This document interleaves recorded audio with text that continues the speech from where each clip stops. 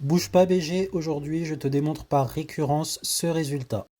On définit Sn pour n antinaturel comme étant la somme de 0 cube plus 1 cube, etc. jusqu'à n cube, ce qui peut aussi se réécrire comme ça avec le symbole somme, donc la somme pour k variant de 0 jusqu'à n dk cube, et on va démontrer qu'en fait on a une formule explicite en fonction de n qui est que Sn est égal à n carré fois n plus 1 carré le tout sur 4.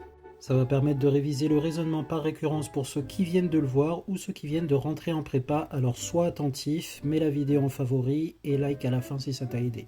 Initialisation, donc ça démarre à n est égal à 0, et d'une part je calcule S0 qui est défini comme la somme des cubes, donc 0 cube qui fait 0, et d'autre part je calcule cette expression, alors attention je ne sais pas encore si elles sont égales donc je les calcule séparément, et ensuite comme je vois qu'elles sont égales, je peux conclure que la propriété est vraie au rang 0. Parce que oui, j'ai pas précisé, mais ma propriété Pn, c'est cette égalité. Maintenant, hérédité. Soit n un entier naturel tel que Pn est vrai, c'est-à-dire tel que Psn est égal n carré fois n plus 1 carré sur 4. Montrons que Pn plus 1 est vrai, c'est-à-dire que Sn plus 1 est égal à n plus 1 carré, n plus 2 carré sur 4. Alors note bien ce modèle de rédaction, c'est vraiment lui qui est correct rigoureusement, il y a beaucoup de profs qui ne le rédigent pas très bien en terminale. Et note également que pour écrire Pn plus 1, j'ai bien remplacé dans Sn les n par des n plus 1 en faisant gaffe aux parenthèses. Donc ici, le n ici est remplacé par un n plus 1, donc il y a des parenthèses, et tout ça qui est au carré. Et pareil, n plus 1, ça me fait bien ici un n plus 2. Et bien étant donné que là c'est un calcul avec une égalité et que je veux obtenir que Sn plus 1 est égal à ceci, je vais partir de Sn plus 1. J'écris donc Sn plus 1 égale, et je reviens à la définition de Sn plus 1 qui m'a été donnée au-dessus, qui est la somme pour k variant de 0 à n plus 1 des k cubes. C'est-à-dire, si on reprend la définition 0 cube plus 1 cube plus 2 cubes, etc., n cube, et après j'ai un n plus 1 cube.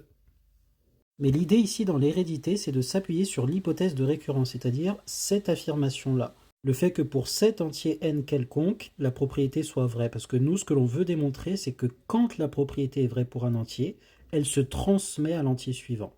Donc pour pouvoir utiliser cette égalité, il va falloir faire apparaître Sn.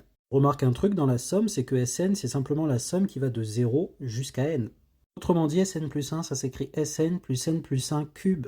Et ça, par hypothèse de récurrence, on peut remplacer, ça va donc nous donner n carré, n plus 1 carré sur 4, plus n plus 1 cube.